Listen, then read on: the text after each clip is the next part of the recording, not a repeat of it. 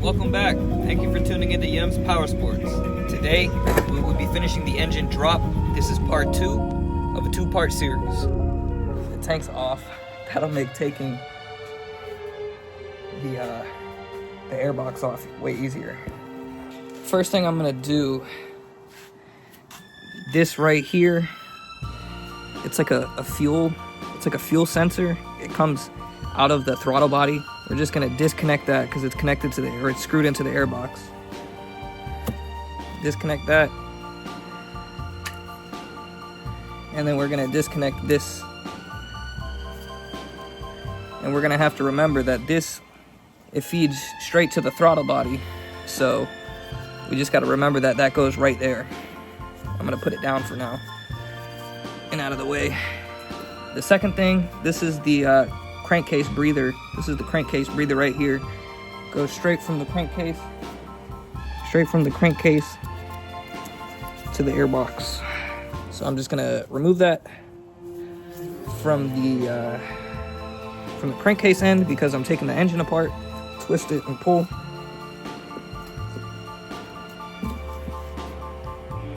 Comes right up. Now we can take the airbox off.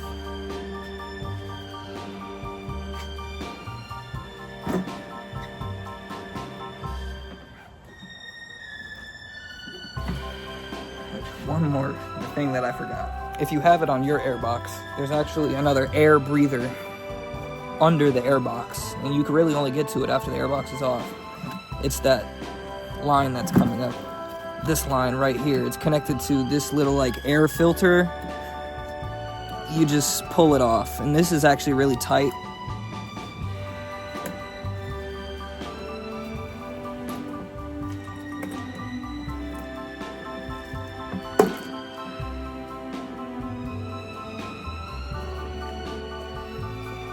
Now that the oils and coolant is done draining out of the oil hole, I'm gonna put the bolt back on and be done with that. Oil drain plug, still got the metal on it. I don't care, it's trash. It's trash anyway. What am I gonna do, sell this? That oil feeder that was blocking the Allen bolt from the header, from the header, exhaust headers, I'm gonna put that oil feeder that was blocking the bolt, I'm gonna put that thing back on. It's just two nuts, two 10mm nuts. I'm just gonna screw that back on where it went so it's out of my way. This is a coil pack. All you do is twist it out the hole and pull it up. But I was on the topic of coil packs because I gotta take all these coil packs out. There's 4 because this is a 4-cylinder engine, so I'm gonna take them all out. There's one fuel line that's connected to the throttle body that just pulls right off of the throttle body. It pulls off. Just pull it off. And then there's a nipple. There's a nipple left. And with that, you can take the coil packs, just throw them to the side of the bike. Just let them hang on the side of the bike, it doesn't matter. Now next is the throttle body. I'm gonna take the throttle body off. So we're gonna get a Phillips head screwdriver, and we're gonna take the throttle body apart. But we need the longest Phillips head that we can get. The screwdriver goes in, and you can see right in there. Mine's really stripped, so I have to push a lot of pressure. But you're just gonna unscrew it.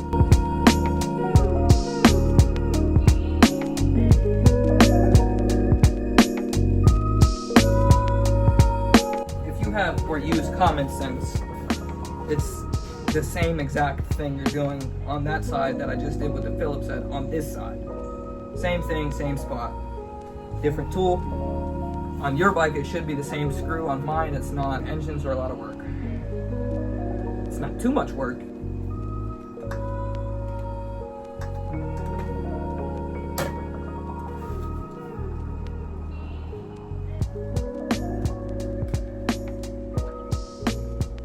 Now the next part is to take the throttle body off.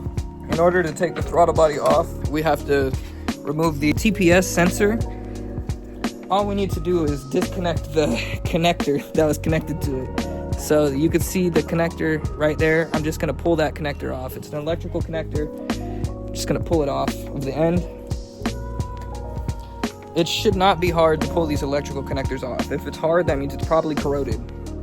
Look, a Wildcat.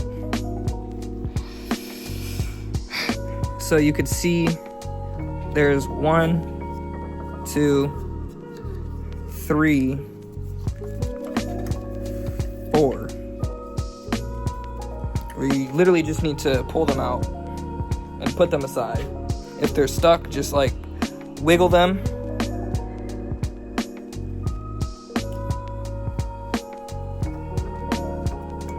If it's in a weird position, I'm gonna need to use 2 hands. So let me use 2 hands and get it.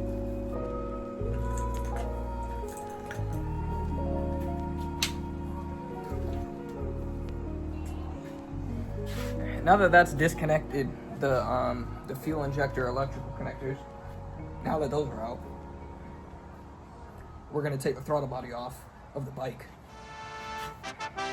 In order to do that, motherfuckers be like, it's not about to pull, it's about to push. Alright, so I'm gonna push down. Look, I did. Alright, so see, as you can see, it was not that hard. All I did was push down and it came right off. Now that everything's disconnected from it, oh, sorry, there's one more thing. There's always one more thing, every time. On the throttle body, on this side, the same side where we pulled the other one off the throttle body, the other line off the throttle body, I'm gonna go ahead and take that off. Just twist and pull, twist and pull. I'm gonna take this. Normally I would take it off completely, but since the throttle body is intact, everything is lined up, the throttle is adjusted perfectly, I'm just gonna take this and lean it over the other side of the bike and let it hang. And then you're gonna see we only got a few more things left before the engine is like nothing connected to it. Just a few more things, a few more steps. Anyway, we need to pull it and disconnect it because it's connected to the main wiring harness and we can't have it connected to the main wiring harness while we're trying to take the engine out of the bike. So we're taking everything out of the way. There's like a cord organizer. We're just gonna flip that up.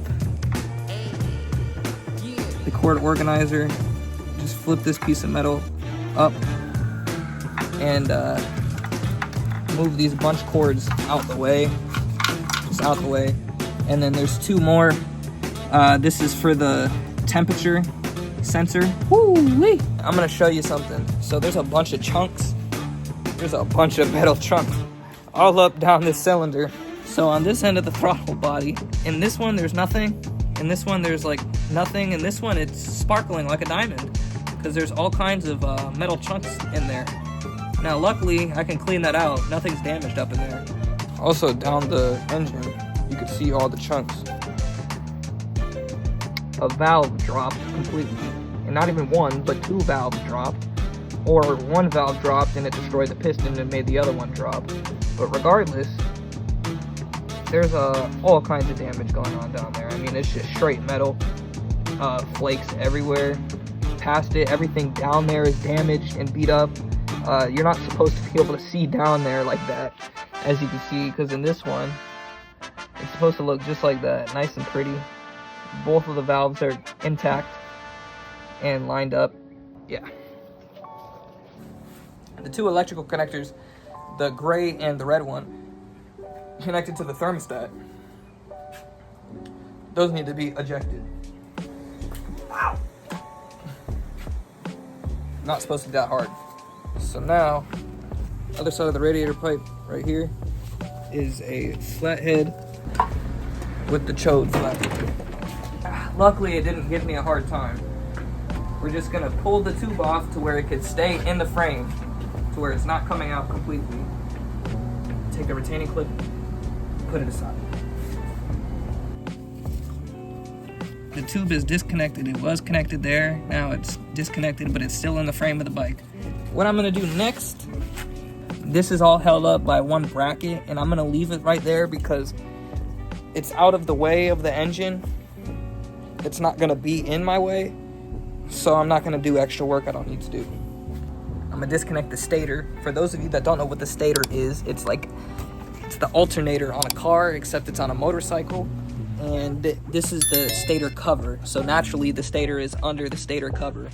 So there's 3 wires that connect to the stator under the stator cover, and you follow those 3 wires until you get to all the way up here, this terminal. Once you get to this terminal, you disconnect the 3 wires from this block right here. Just disconnect those, boom. Now the stator's free. That's the first engine wire. Next, there's this gear sensor. It senses what gear you're in. Right here, you're gonna just disconnect that. This is a special lock disconnector mechanism. You gotta shove something. You gotta shove something in there to disconnect. And squeeze the sides. So we're just gonna take this, shove it down under the frame, and let it hang from the spot that it's supposed to come out of, like that. So there's no issues with squeezing it out later. The next thing I'm gonna have to get to is the clutch. I gotta take the clutch cable off of the engine. And in order to do that, I need to take the sprocket cover off. I need to take the sprocket cover off anyway, so I can take the chain off. And in order to take the chain off, I need to go to the chain slack adjustment, which is on the rear axle of the tire, and loosen that all the way. All right, here comes the sprocket cover.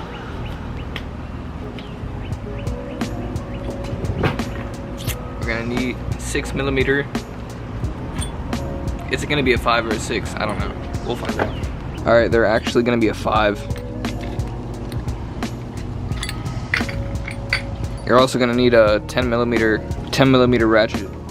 We're gonna take off the shifter link, which is right here, lefty loosey.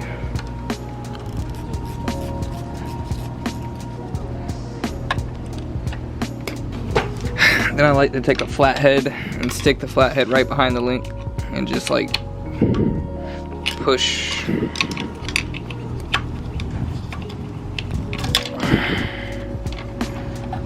And then just put that down. All right. Now I'm gonna take the sprocket cover off. I'm gonna go crazy. It shouldn't be on that tight. If it is, just grab a hammer.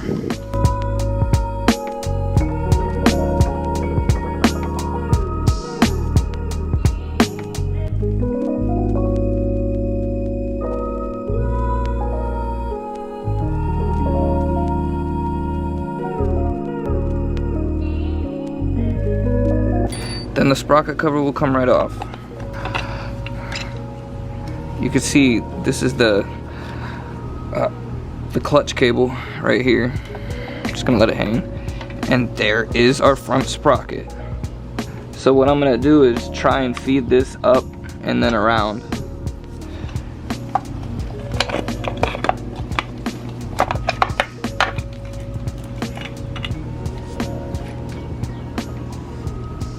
So I just moved it completely out of the way. I just fed it through there, as you saw.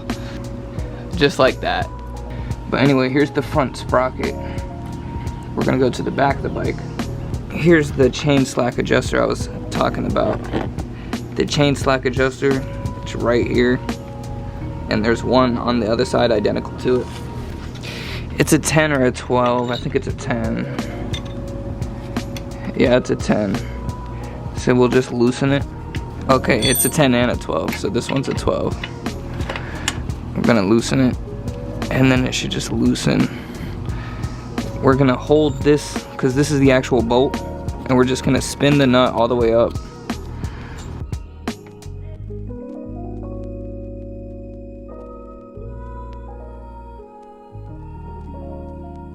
Alright, that's fine.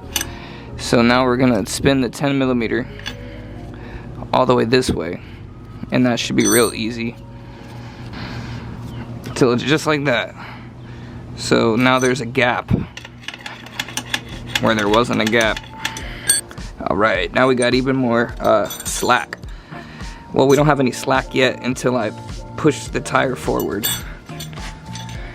gonna do the same thing on the other side. What I'm gonna do is kick the tire forward until this touches this. Then the chain will be loose.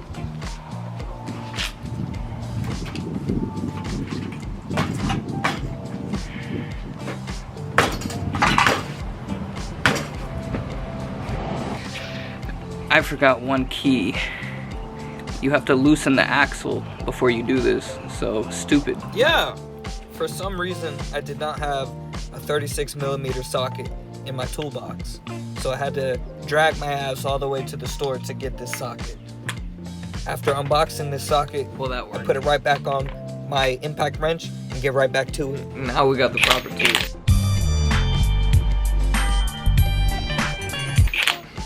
Now let's see if this works.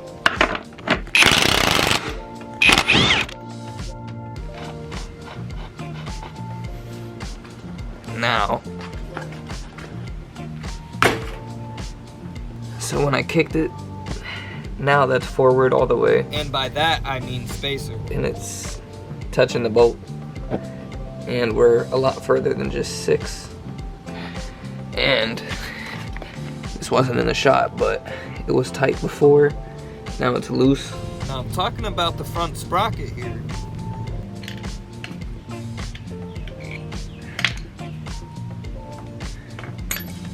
Now I'm gonna try to work it out from the back. Instead of breaking the chain with a tool, I decided to do whatever this was.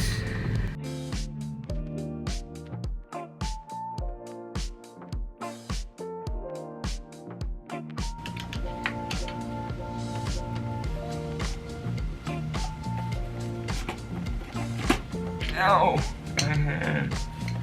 Anyway, we're off. There's a couple more wires they need to be disconnected, and then it's time to get at those bolts. So we gotta come here.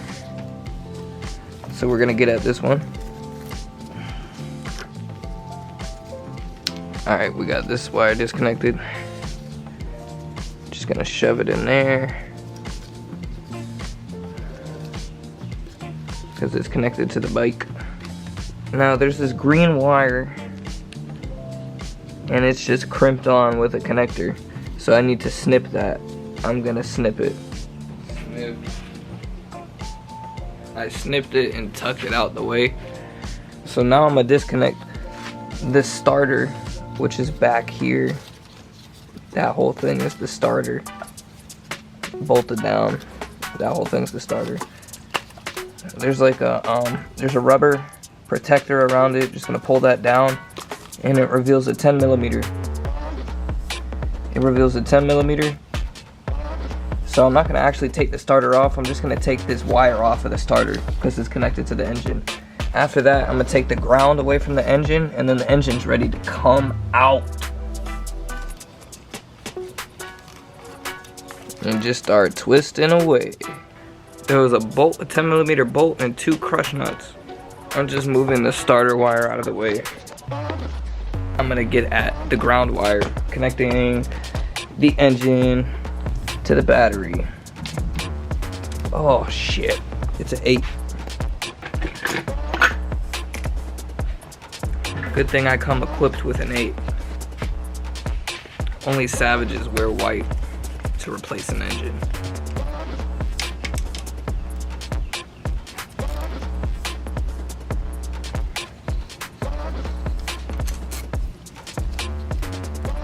Bam. Ground wire, which goes all the way up to the battery negative terminal. I'm just gonna move it out of the way. Just moved it out of the way. Now it's time to locate all the main bolts holding the engine to the frame and loosen those. But first I gotta get a jack under that bitch.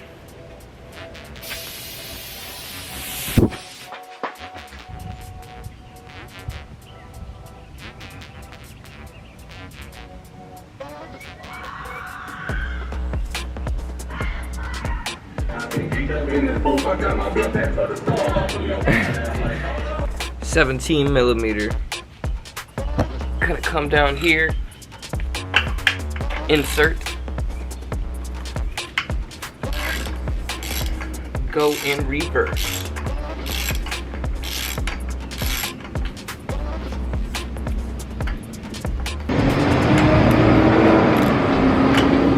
Drug running transport passing by.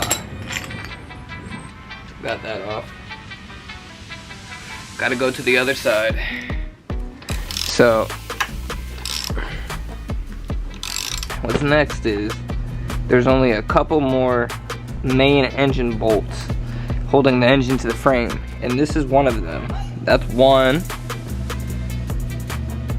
We just removed one, so that would be two, and then we're gonna go to the other side. Three in there, one right there. She's right there. So we're gonna remove those, all of those, and we'll start with this one down here.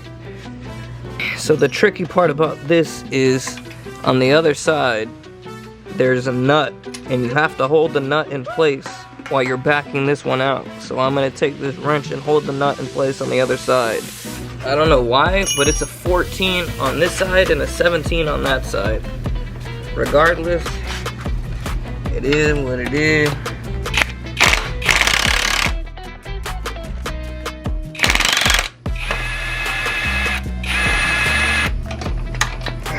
So now I'm gonna take like a pair of pliers and pull out the bolt. So I have to tap it out on the other side.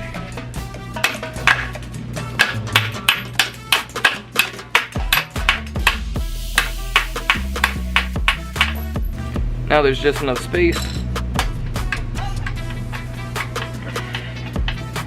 Just twist and pull.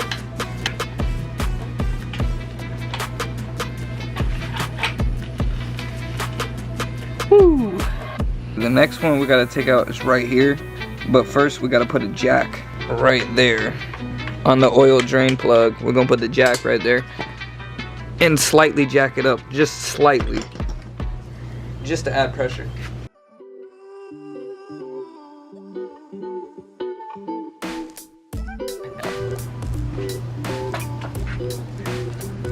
Camera's charged. Time to go finish. What I did that you really didn't see was I put this jack stand down, just one. I put the jack stand right up under that lip because it's strong enough to hold the engine up. That's the best spot to put it for the front, and then the jack is being held up by the oil drain plug. So I'm gonna go ahead and take out the last bolt, which is right down there. This is a 17, and on this side it's a 14. I'm gonna take the ratchet on this side, on the left, and this one's on the left as well.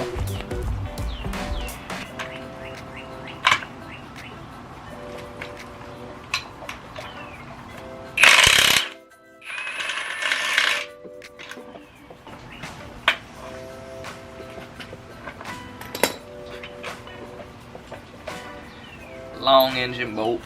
Alright, now I'm gonna slowly lower the jack, but first I'm gonna push on the top so it's touching the jack stand. Yeah, it's on the jack stand now, that's for sure. Now I'm gonna slowly jack it back up and then lower it again, slowly.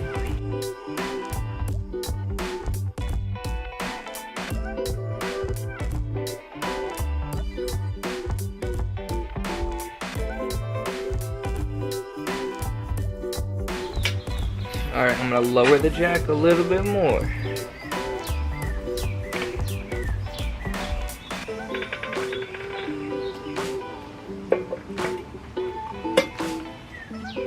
Probably for the final time. Right about here, you might be noticing, hey, that chain might be preventing the engine from falling out. And your assumption would be correct. Not sure why I'm doing this. Not sure why I didn't see it sooner, but definitely need to get that handled. As I was saying earlier, we must remove the chain. I should have already removed the chain, and this would have been the spot the engine would have just came out. But no, I had to do it the hard way. 6mm. Then I'm gonna get a wrench.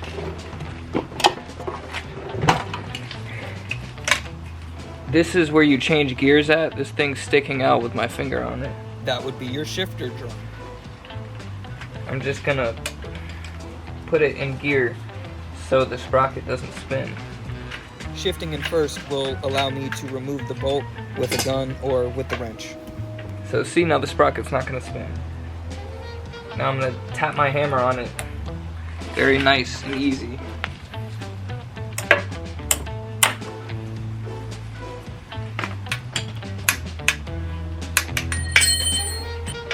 Put the jack up. If you wanted to see redneck ingenuity, you've come to the right spot. Get a flathead.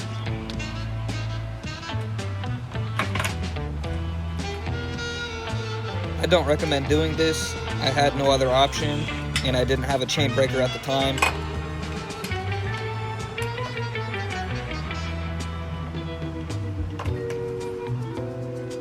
It wasn't supposed to be that difficult. It was supposed to just slide off. So that's why I was getting irritated.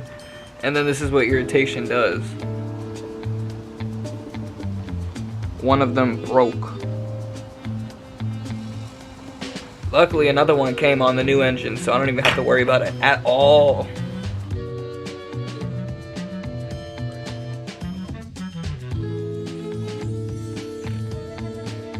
Got that off with 32mm.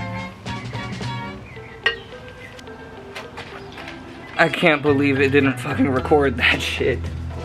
I'm literally pissed. We're gonna move past that because whatever. The engine is now out of the body. The engine is now off of the frame. So now I'm gonna just lower the jack all the way until the engine pretty much, it's probably gonna fall. Alright, now I slid the jack in place, more in place. Now I'm gonna lift the jack up.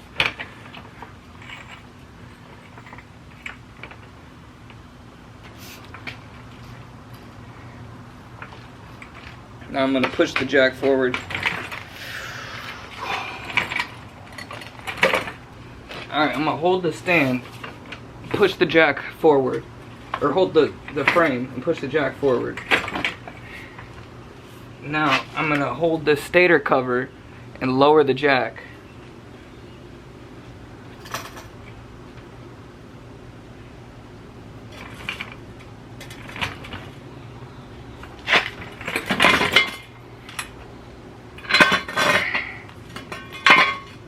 And now I'm gonna let the engine go.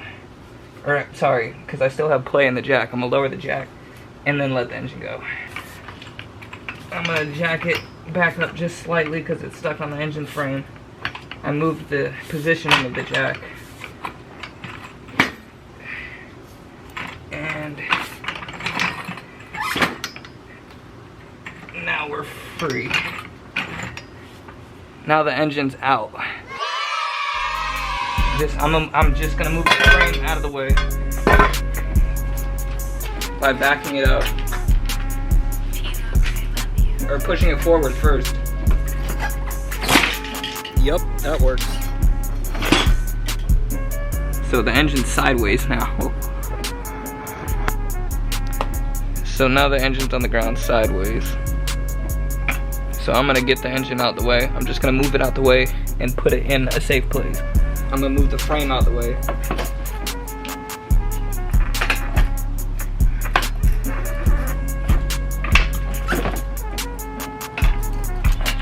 Please don't ask me why I didn't just move the jack stand out of the way.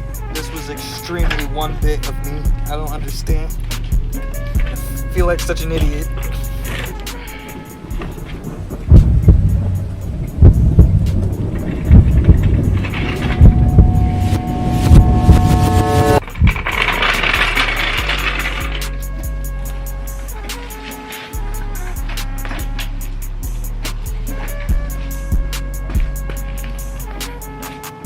Whew. That's how you take an engine out.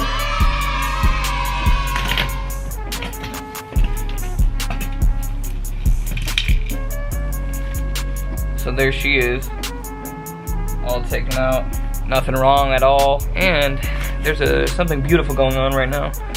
Gotta see if I can get that.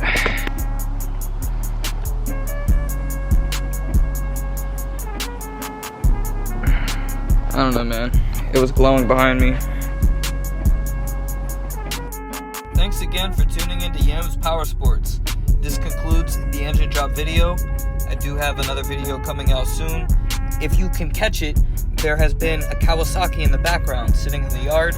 That's the next video. I've collected this bike and I'm planning on flipping this one. So I'm going to show you the process. And after this video, we're going to get right back into dropping the new engine into this bike. So until then, thank you for tuning in. Catch you next time. Got it back in the shop and on the stand.